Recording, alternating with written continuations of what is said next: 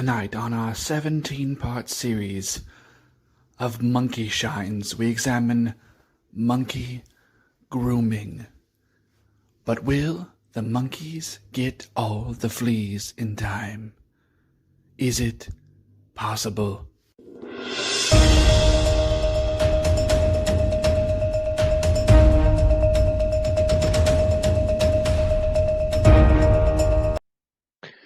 That was the Go Fuck Yourselves with, again. Of course, you're listening to WSUK, The Suck.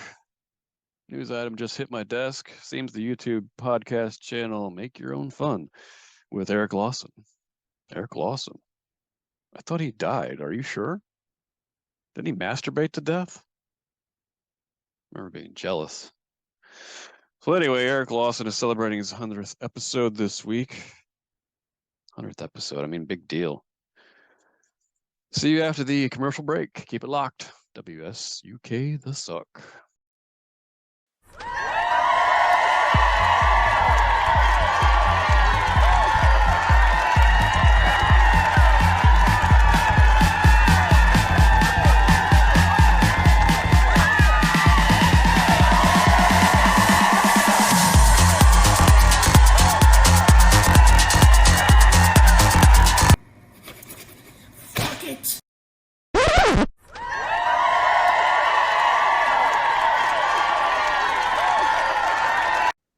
All right, welcome to Make Your Own Fun. I am here with poet and host Rick Lupert. He is the author of I Am Not Writing a Book of Poems in Hawaii, which I can't wait to dive into that title, as well as the forthcoming, the Low Country Shvitz, and we'll hear about that as well. So welcome to the show. Thanks so much. I love the idea of making my own fun, and to have it just formalized in this setting as opposed to just doing it myself in the other room is a delight for me, Eric. I'm so happy to be here. So glad you could make it. And I guess I'll just start off with the most recent book. And I know it was kind of inspired by the trip to Hawaii. So maybe if you could speak about that, because to me, the title almost sounds like, there it is, folks. Beautiful book there. It almost sounds like the title is a rebuttal to a conversation you may have had with someone about the vacation and about not writing a book of poetry. Yeah, it's definitely a response, not per se to a conversation, but you may know I've got a bunch of these travel poetry books. My wife and I go on a vacation every year, and she's nice enough to give me space to do a lot of writing, like, while she's standing next to me. She's incredibly patient when there's something that, that's so imperative that I need to get down at that moment. And most of these books are written in their entirety while on the trip. So on the plane home, I have a complete book. And this trip to Hawaii was our first vacation post-pandemic. We'd taken a few years off from going places. And on top of which, it's the first one that we took our son on. Normally, we just go on these vacations by ourselves. So it just felt like after a couple-year break from doing that it was a lot of pressure really on myself, because no one is looking at me going, you better write a book when you leave the house, to get a book done. And I thought, well, this is a slightly shorter trip. My son's coming on it. There's no way I'm going to write a book of poems in Hawaii. Clearly, the book happened. So I am kind of curious if Hawaii is a gorgeous place. So tell me, you're out and about, you're doing the sightseeing with your family. What does that look like when the two of them are, taking in this gorgeous beach and a sunset, and then, if they're filming something or taking pictures and the camera comes back to you, are you just going like this? Just like, give me a second. I have this amazing idea. It's almost like that. I write the entire book in the Pages app on my phone. So, it's all being typed in. So it's kind of cool because, like, I literally have a complete manuscript by the time the trip is done. and it's very much on the fly. A lot of many of the poems are short little observations because I'm seeing something, which is funny. When you travel, your eyes are kind of like wide open, and everything is interesting or funny or different because it's not what you're used to, whether it's a street sign or what people are wearing or just the way something looks. It's all kind of subject to a poet's eye, as it were. So, I do kind of stop a lot to quickly jot something down. In a museum, it's even worse because, like every single painting, my wife is like 3 rooms ahead, and I'm just like, well, I gotta make sure I spell this painter's name right, or else, because back when I put the book together, who the hell's going to even remember who it was, so that kind of thing. So yeah, it's a lot of that, and sometimes I admit that's actually frustrating to her because she wants to be a part of this experience, and so she's actually taken to making me share the observations on the spot with her, so she feels like more a part of what's happening. And then there's longer poems in the book. Those are ones that I tend to write like at night before going to bed, or just the first thing in the morning before I get out of bed, in wherever we are, when I have just more time to think and process what goes on. I'm really interested to hear, because you have written a series of these books where you're on a vacation, and I'm curious, have you started on the process? And you're saying you're finished the whole thing on the trip, where you're going, did I write a poem similar to this on a previous vacation? And does that stop you from finishing it? Or do you just have to really laser focus and say, I have to make this different because it does remind me of some similar, travel related themed, poem? Well, yes and no. I've definitely written things which are similar, and I sometimes even call that out in the poem. Like I'll remember, oh, didn't I make this observation 2 trips ago?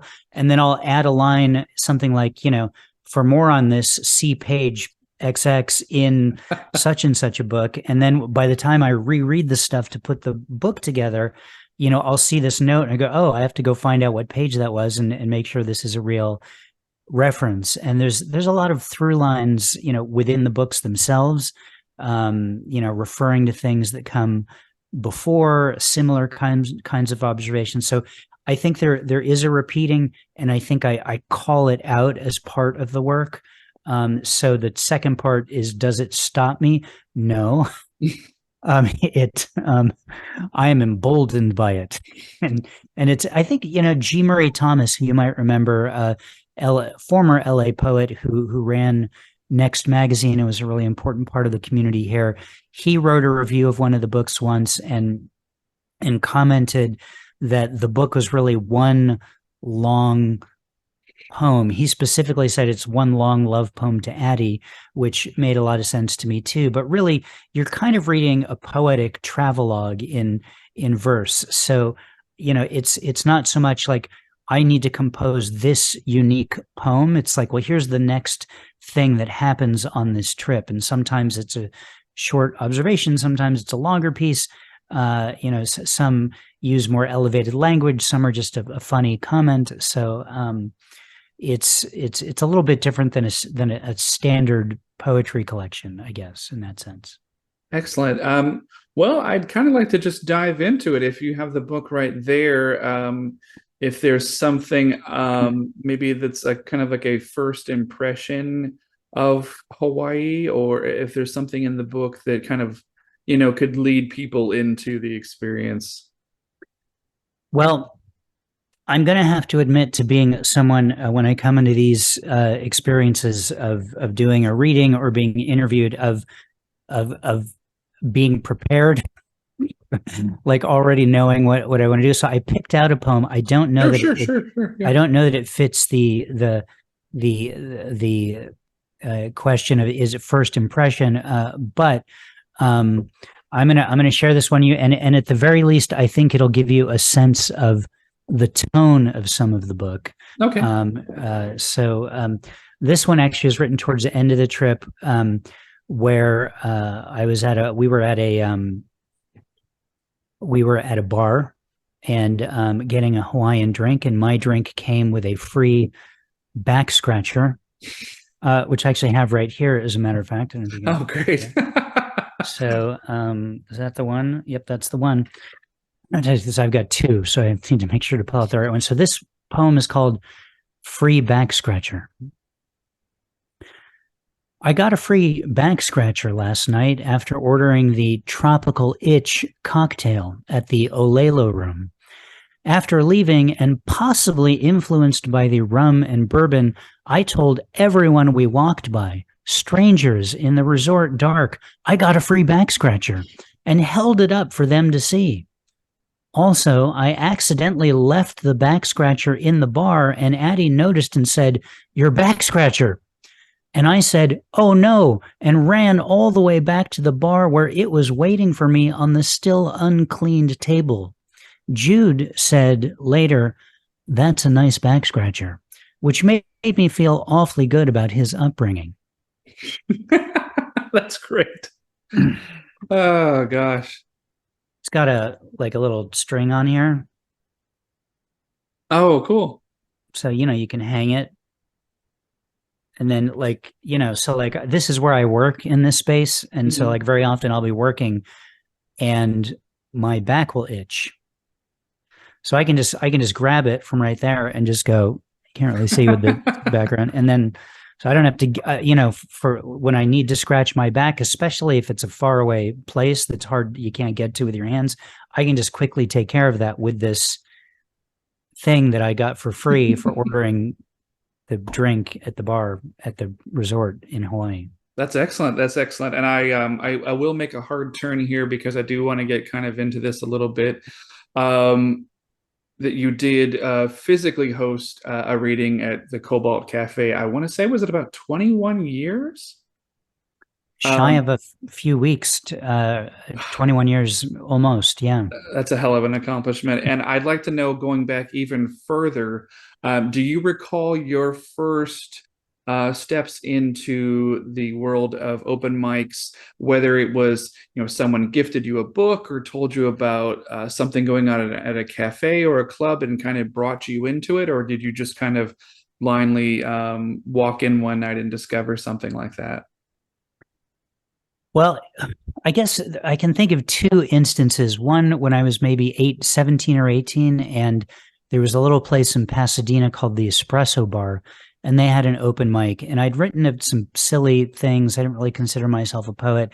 And my friend and I went down there, and I read something, and I think people laughed, and I didn't think much about it for years.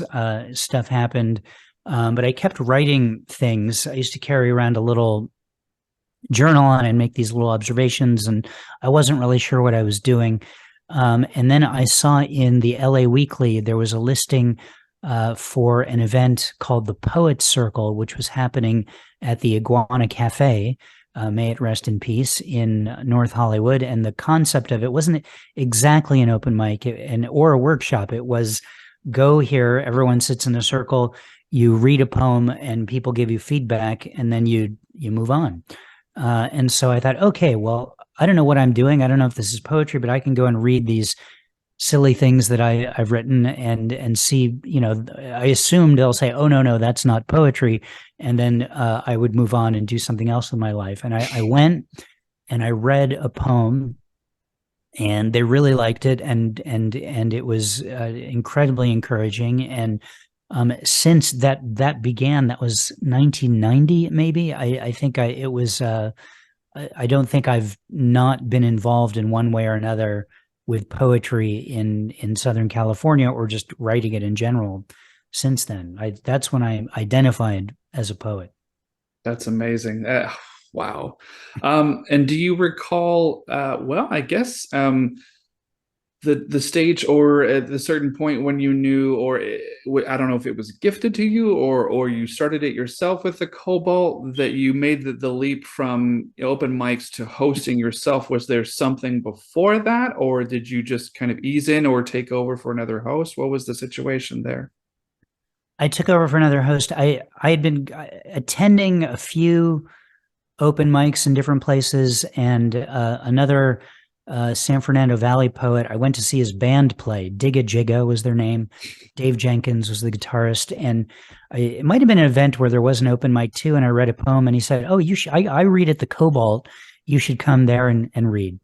And it was a Tuesday night, just like it was when I took it over. It was at a different spot. It used to be in a smaller place on Ventura Boulevard, and I went to it for about a year. It was a really lovely group of people and crowd, very encouraging, hosted by a guy who, would sometimes introduce the reading by reading Justine Bateman's poetry, which I think he did sort of tongue in cheek. And you kind of got the sense that he was funny, he was entertaining. He wasn't really a poet, and you kind of got the sense that he was wanted to sort of get discovered by hosting an open mic. Nothing wrong with that. He was a good guy and entertaining as well.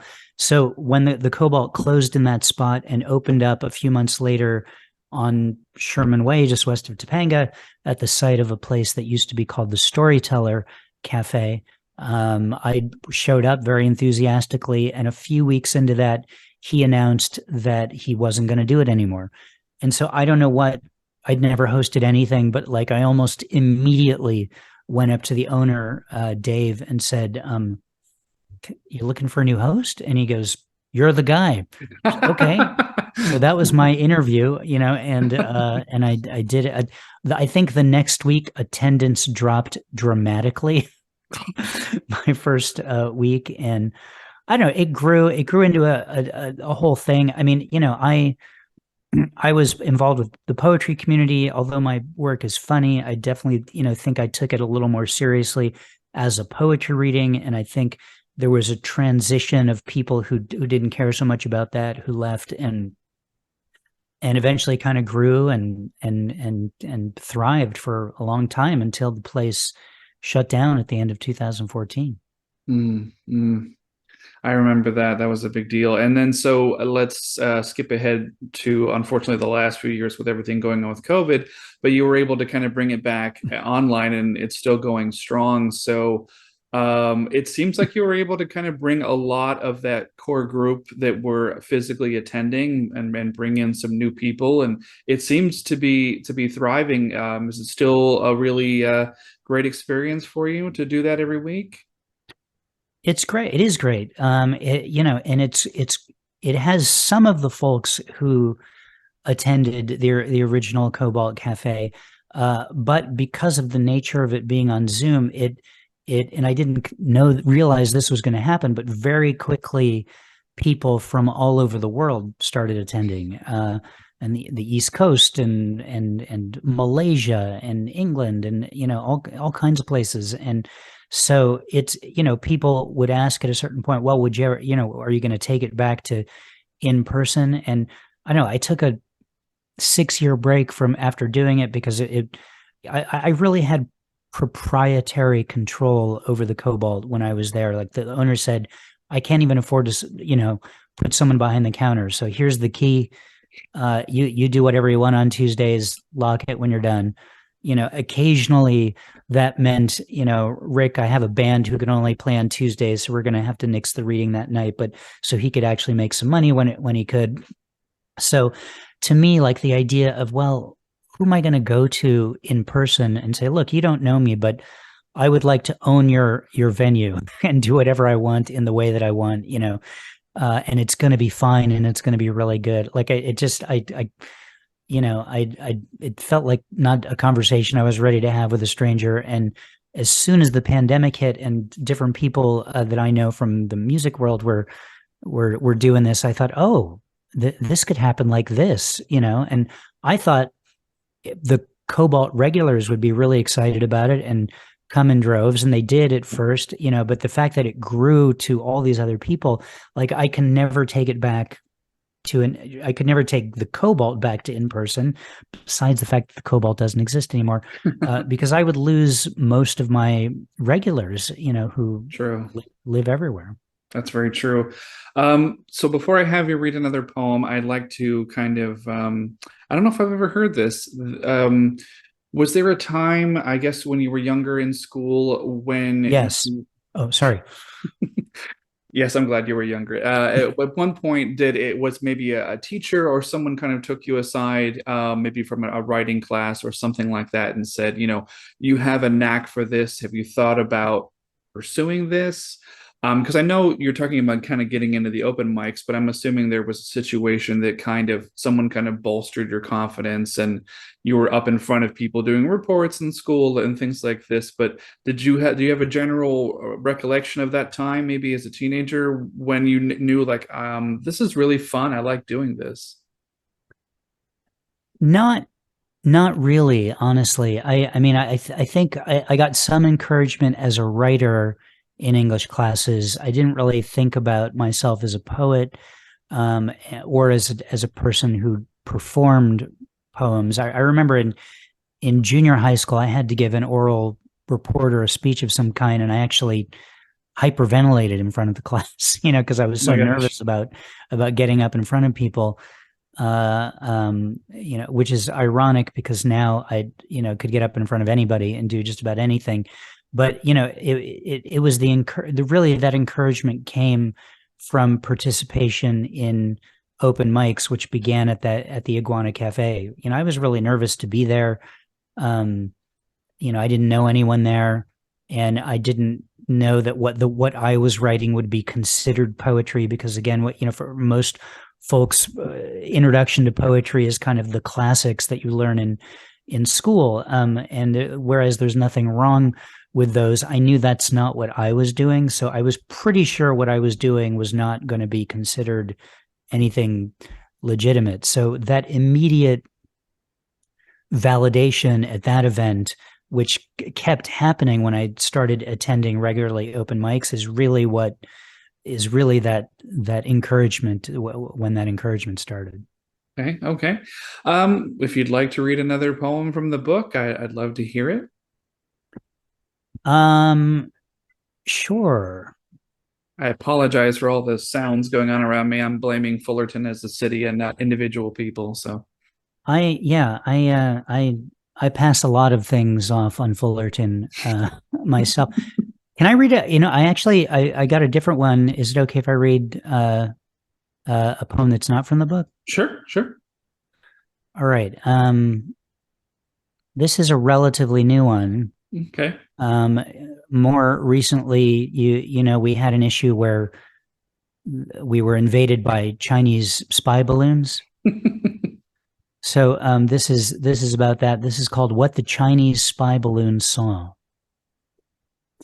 A wayward seagull, the militias of North Dakota, all the lost things, including your car keys, the remote control, Amelia Earhart, America in all its grandeur, including Mount Rushmore, which I have yet to see, lucky Chinese spy balloon, 2 kids in a field of sunflowers hoping they don't get caught, the discarded second spaces after periods from the typewriter area, acres of books about biorhythms. Remember biorhythms? The Chinese spy balloon does.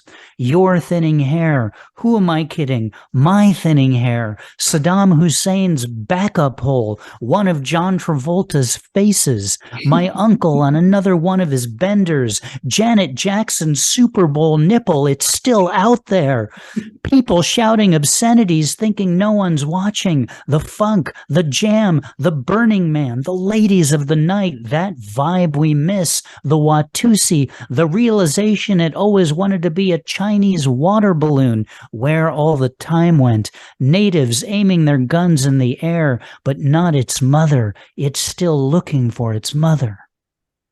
Love it. So great. Thank you for reading that. Also, in reference to your hosting, I have to say that when I first went to the Cobalt, I was taken with just how at ease you were, and I eventually, for a time was a co-host at the Rap Saloon and some other things. But I like the fact that your onstage persona as the host was kind of self-deprecating in kind of a Conan O'Brien or maybe a Dick Cavett way, but also I always felt like you always knew what was always going on in the room at all times. you were a total pro about that. So thank you for being an inspiration for those who, went on to host later. And I will quote a friend of yours who I ran into at a reading a few weeks ago. And I guess the statement was, well, he gets a lot done because Rick Lupert doesn't sleep. And that was from Brendan Constantine. So because I kept saying, I know he's submitting things to magazines and journals, but I'm getting all these updates like Rick gets something published like all the time. And he's like, no, Rick Lupert doesn't. That's not true. I don't submit that much, as a matter of fact, only because it's so much work to do so, but it's, but I do, if I'm lucky enough to get something published somewhere, I do make a post about it to, because I'm excited about it and I want to share it. And it's, of course, some people don't always get this, but like, when you're promoting your own publication in a magazine, you're actually promoting and supporting the publication itself, which wants people to go to it and read your work and other people's work. And most publications are, just a couple people, putting it together. So every little bit helps to get people's eyes on it. Oh yeah. And, like hopefully the implication was, it's just awe-inspiring, the amount of work that you create and put out there. I mean, I don't know how you do it. So kudos to you on that. So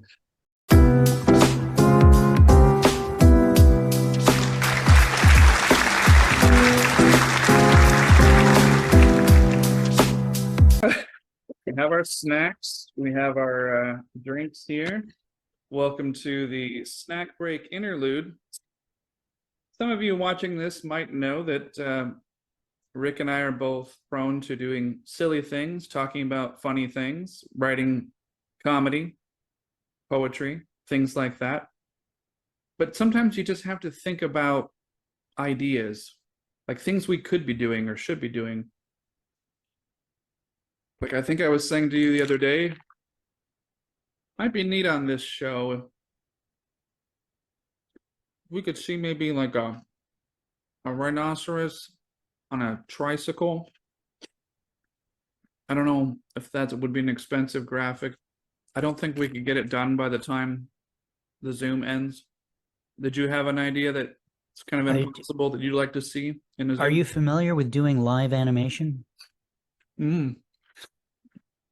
I think they asked on The Simpsons once if the show was live, and when maybe Bart got a job at Itchy and Scratchy or something like that, and the person said, well, no, that would be a terrible strain on the animators. It makes me think about Sid Caesar and your show of shows and the crazy, amazing talent that they had on that. Just thinking of just Mel Brooks as just a writer. That was a good show. Have you watched History of the World Part 2? I have. I thought it was pretty good. I kind of wish it would have been a 90-minute film. Did you see the whole thing? I'm only 3 episodes in. Okay. But I'm really enjoying it. I'm just so glad he's still around, and to see him in the intro was really heartwarming. Yeah. So if there's something else that is impossible to do in a Zoom that you haven't seen before, is there something else you thought of maybe?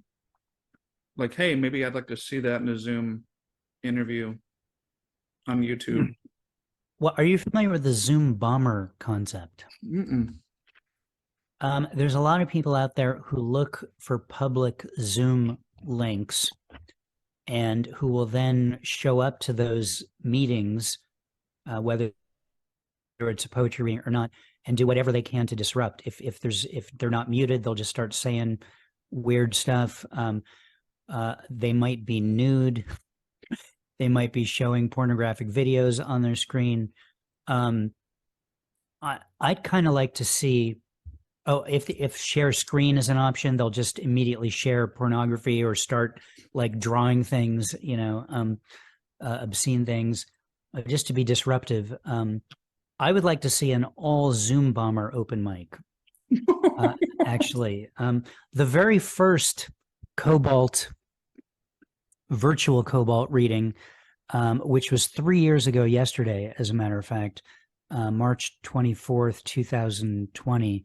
The very first open reader was a Zoom bomber, like not a poet, just someone who came across the link and he read this, didn't really read, just started like speaking pornographically. And I'd never heard of Zoom bombers. It was the first Zoom thing that I'd done. And I didn't know that it didn't even conceive of what it could be. And because of my experiences at the Cobalt, I thought this is kind of on brand for what some of the Cobalt open mic readers had done. So it didn't even occur to me that he was like just a Zoom bomber. You know what I'm saying? Now there's all kinds of like protocols in place, and no one can get in unless they use their real name, and everyone's muted the whole time. No one can share screen. It's so it's like, I'm the Zoom police hosting a reading these days. Oh, it's a second job you don't need. Well, I will wrap up this snack break interlude. Thank you, Rick, for having a snack with me.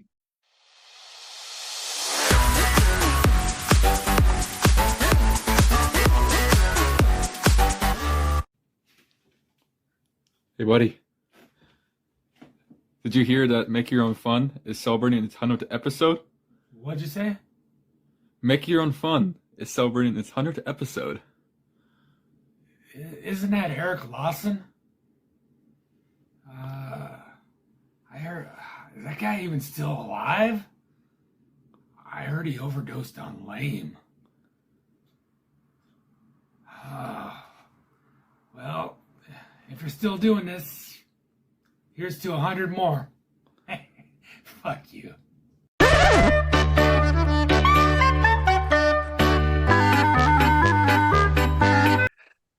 And now that we're back to the regular interview here, thank you, Zoom Break Interlude.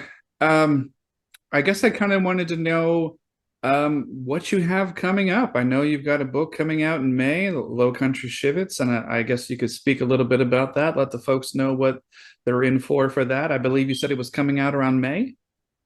Yeah, I don't have an exact date yet. It's still being proofread. I'm still waiting for a blurb for the back cover, but I'm targeting May. It's called the Low Country Shvitz. It's a Yiddish word for like, when you sweat. And it's another travel poetry book. I wrote it last summer when Addie, my wife, and I went to Savannah, Georgia, Charleston, South Carolina, and Asheville, North Carolina.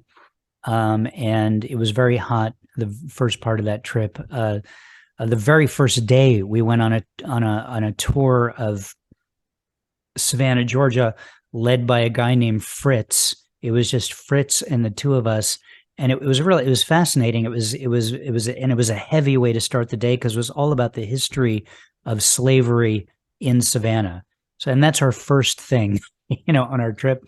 But that's the day he could do it, So originally I was thinking of calling the book Schwitzing with Fritz, but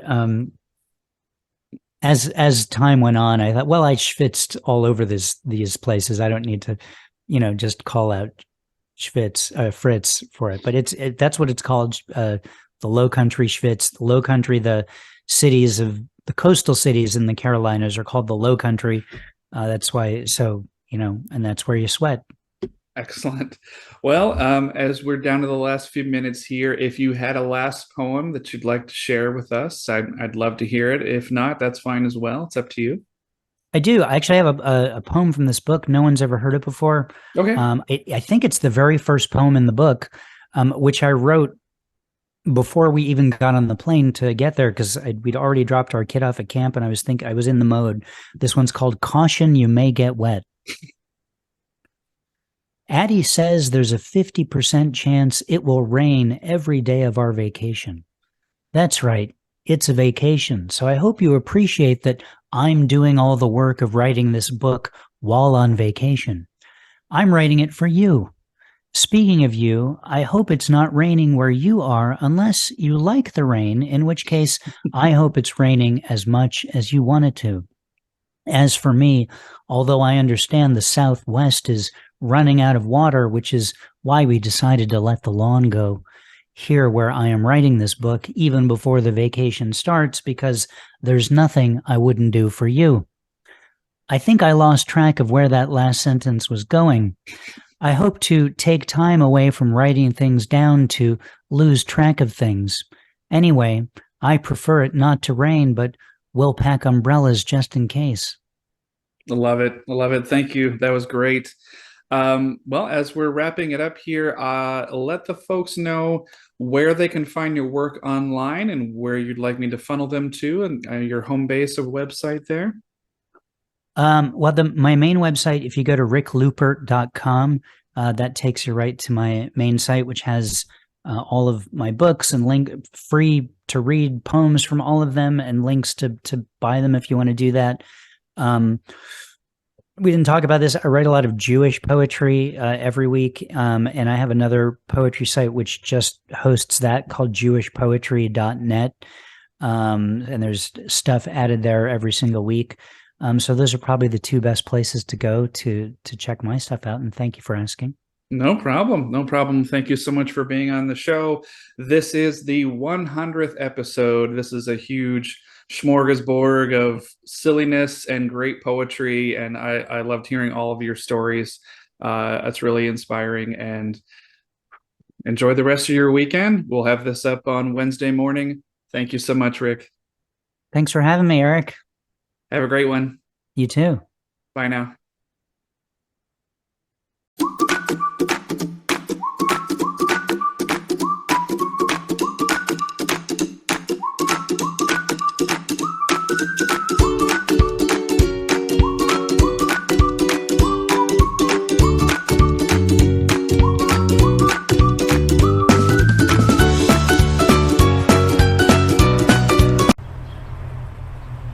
Hey you, little boy.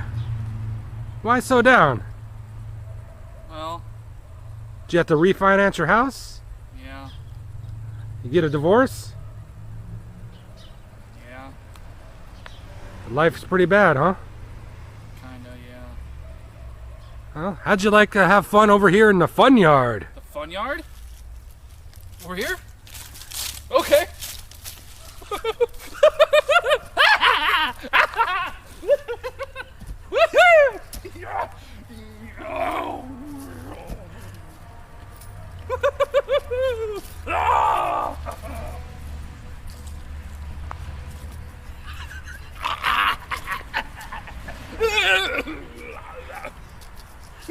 I'm on top of the world! Alright, that's enough. Huh? You gotta go back home now. What? Yeah, the fun yard's not forever. Sorry, jackass. Hey!